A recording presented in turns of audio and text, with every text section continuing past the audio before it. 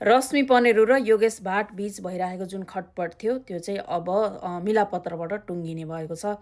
जस अन्तर्गत चाहिँ रश्मि पनेरूको तर्फबाट चाहिँ रश्मि पनेरूको बुवा र योगेश बीच चाहिँ एउटा सहमति पत्रमा हस्ताक्षर भएको छ, जसमा चाहिँ रश्मि अमेरिका आउँदाखेरि लागेको भनेको जुन रकम मध्येबाट 18 लाख जो उहाँहरूको सहमति भएको थियो त्यो रकम चाहिँ रश्मिको बुवाले चाहिँ योगेशलाई दिने र अदालतमा विचाराधीन जुन मुद्दा छ अंश र सम्बन्ध विच्छेदको मुद्दा र त्यसमा चाहिँ अंशको मागदाबी चाहिँ छोड्ने र सहमतिमा सम्बन्ध विच्छेद गर्ने कुरामा चाहिँ सहमति भएको छ। अब त्यसले गर्दा चाहिँ उहाँहरूको सहमतिको आधारमा चाहिँ डिभोर्स हुने भएको छ र योगेश भाइले चाहिँ जुन लागेको पैसा चाहिँ पाउने हुनुभएको छ र रश्मिलाई चाहिँ अंश दिनु नपर्ने भएको छ।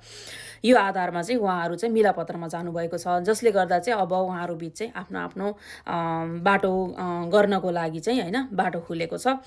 जब कानुनी रूपमै छुटिने अवस्थामा पुगिसकेपछि होइन एक आपसमा दुवैजनाले दुवैजनाको होइन इज्जत मान प्रतिष्ठालाई ख्याल राख्नु होला। अगाडि जे भयो भए र उहाँहरूलाई दुवैजनालाई उज्जवल भविष्यको कामना। बाई, नमस्ते।